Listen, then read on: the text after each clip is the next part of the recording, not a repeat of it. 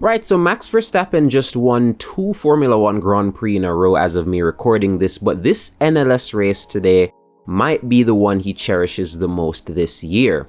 Max is currently 69 points shy of a World Championship lead, but he's clearly not letting that get in the way of his passion for racing overall. Now, Max hasn't been shy about his love for endurance racing. We've seen countless clips of him racing GT3 cars on iRacing with Team Redline, but this year and this weekend specifically, he finally branched out in an actual GT3 race. So a couple months ago, Max made some headlines for doing laps around the Nordschleife under the joking moniker Franz Hermann. The moment went so viral, he even sold merch based on it. But that was Max taking the steps to prepare himself for a race debut. So a few weeks ago, Max hopped in a Porsche Cayman GT4 in an effort to get his license to race at the Nurburgring. And get it, he did. He even managed to out-qualify some folks in more powerful versions of his car during a damp session. All that led to this weekend, Max making his GT3 endurance racing debut at the Nordschleife for round 9 of the NLS series, a series that features a bunch of multi-class races at the Nords.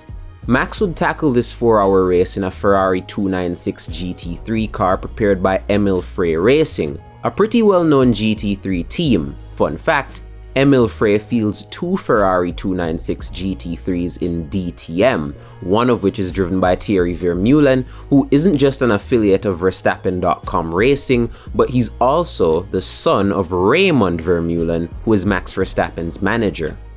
Anyways, speaking of being Verstappen's affiliates, that's where his teammate comes in as well. This is Chris Lullum, a British racing driver who rose to prominence not just for what he did on the real track, but more so on the virtual track. His impressive esports results led him to being discovered by Max and Team Redline, where he'd eventually join and score big wins. These esports results led him to give real racing another go, and it's safe to say the virtual skills translated just fine. Lullum's first ever season of GT3 racing this year saw him become the champion of the gold class in the GT World Challenge Sprint Cup.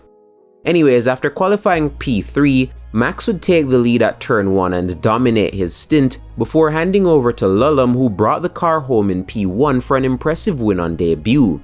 Max said in a post-race interview that competing at the world-famous 24 Hours of Nurburgring is his ultimate goal, and that he'll need some more experience before he can make that goal a reality. And funny enough, I also said this on Twitter and got cooked by a select few, accusing me of discrediting Max's win, but here are the facts, right? Winning a 4-hour race at the Nordschleife isn't Max's ultimate goal, it's to win the 24-hour race. And to do that, he'll have to take on a much more competitive grid comprising of the best and most experienced GT3 drivers in the world, something he's already acknowledged. Now, based on the pace he's shown, he's clearly quick when it comes to wheeling these GT3 cars. But what happens when that quickness is put against names like Estra, Engel, Vantor, Van der Linde, etc. in a race that will have who knows what kind of BOP applied to it remains to be seen. And this is why Max is doing these races after all, to adequately prepare, because he knows better than anyone that you can't just dive headfirst into a 24-hour race anywhere, much less at the green hell. Another critical skill Max has practiced in the virtual world that he will continue to hone in the lead up is lapping slower cars, a key part of endurance racing that requires much caution to do effectively without losing time or damaging your car. At the end of the day, I think when Max hangs up his race suit in 20 plus years from now, he'll probably be racing for a very long time. We'll look back at this win as one of his most important, because not only did he do it in a GT3 car, which was his passion all along, but he did it alongside a driver who represents what Max aims to dedicate his career post F1 to doing, using his platform to allow sim racers to apply their skills into the real world. That's what he says his goal is after all. It's one of the things that fuels his passion for not just real life, but virtual racing, and it's why he continues to champion it in a world where casuals see sim racing and look down on it because it isn't quote-unquote the real thing. Another key reason I find this win important is that I can see it being the catalyst for more freedom where F1 drivers are concerned. Obviously, this level of freedom differs from team to team, but there are drivers who have shown their prowess in other series before. Lawson and Albon in DTM, Alonso in World Endurance. We once saw Kevin Magnussen do the Gulf 12 hours in the off-season of the 2022 F1 season. Hopefully this passion project by Max shows higher-ups in teams that allowing drivers to compete in other series can work wonder for their ability as a racing driver, as well as their own individual popularity, which will run off on the team they drive for as well.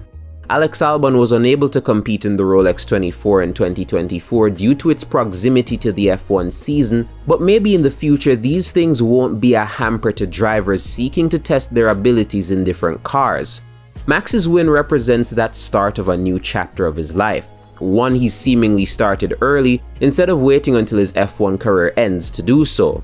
He told Chris Harris that whether it's Le Mans, Nurburgring or Daytona, he wants to have a go at the biggest races in the world. This win at the Nurburgring represents his first major victory in his journey to achieving that ultimate goal, and we as true racing fans will be there to watch and see what he does next.